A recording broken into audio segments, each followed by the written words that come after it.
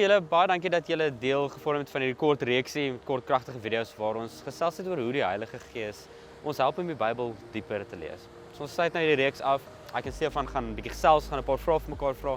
So ons nooi julle om saam met ons te stap en so ook in 'n lewensreis in te stap saam met die Bybel en saam met die Heilige Gees. So met dit gesê, Stefan, as jy nou vir ons op sommet moet sê, hoe lees ons die Bybel dan verantwoordelik? Ek voel verantwoordelike Bybellees het dan te doen met of ek moet stadiger lees.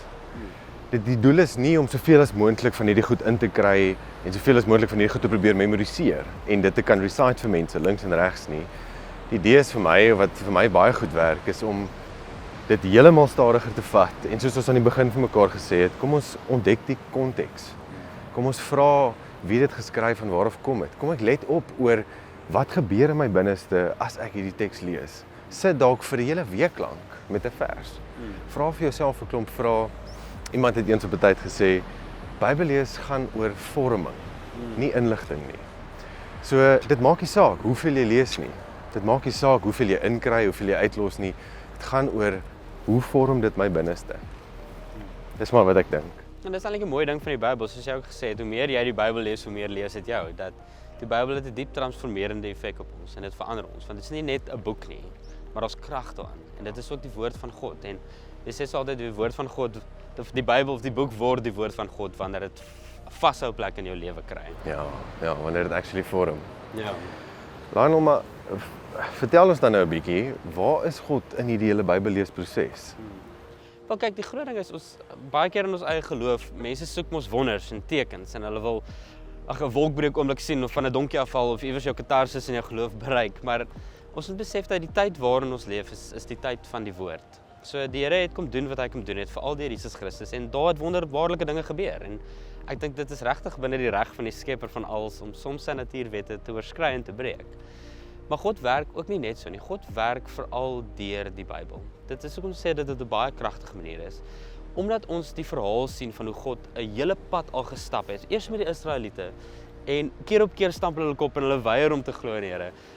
Kom hy terug en dis elke keer 'n bevestiging van God wat aanhou probeer. Dis 'n God van tweede, derde, selfs vierde, vyfde kansse. En ons sien dit veral in Jesus Christus.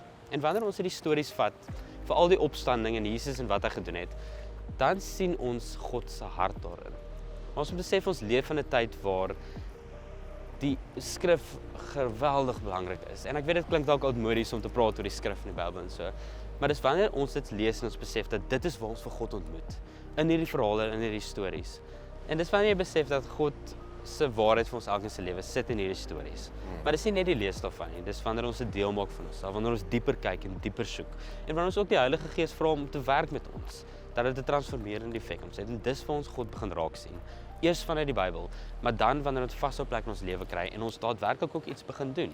En dis dan die groot ding is dat wanneer ons die Bybel so lees en ons die Here raak sien daarin en sien hoe God met ons werk deur die woord, dan sit ons met 'n nuwe insig oor die wêreld en hoe ons die wêreld verstaan en ook onsself om te besef dat ons is nie eintlik van hierdie wêreld nie, ons is in hierdie wêreld, maar ons is allereers God se kinders. So nou dat ons die Bybel lees en die Heilige Gees werk met ons, nou sit ons met hierdie insig oor die wêreld en onsself wat anders is.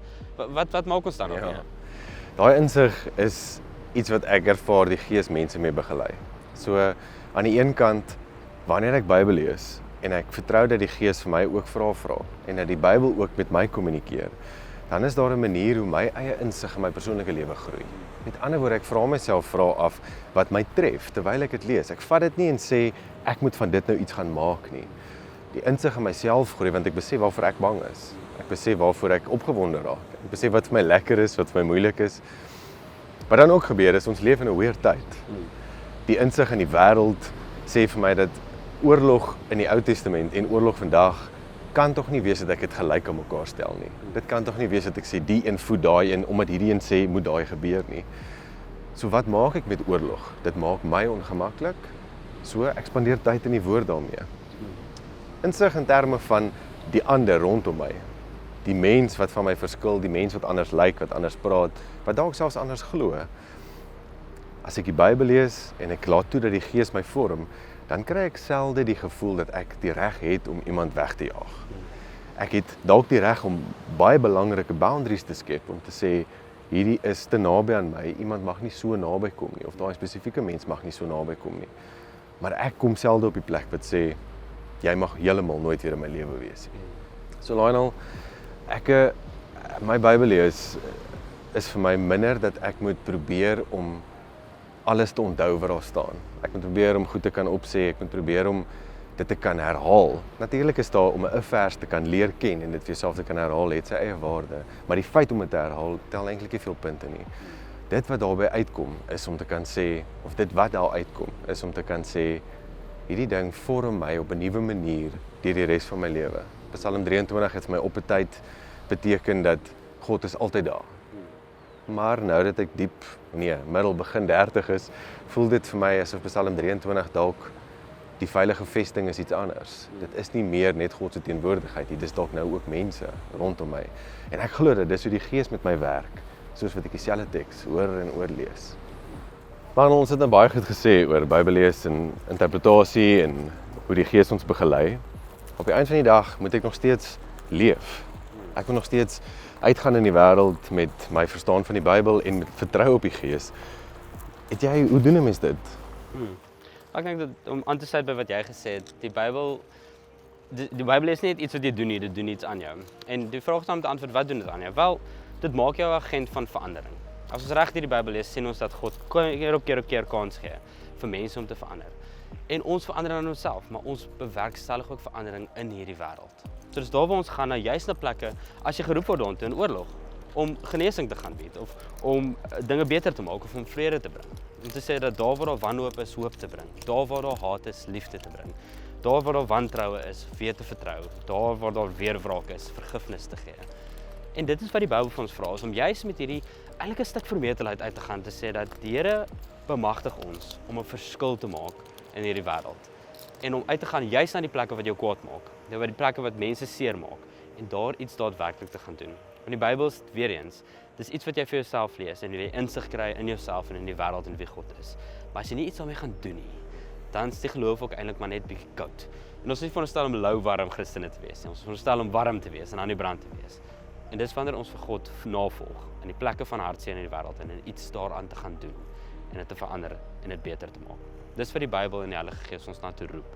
Ons leef as mense vanuit 'n bron van hierdie skrif oor wie God is en wie ons is. En dan leef ons vanuit die bron na plekke waar die lewende water moet stroom.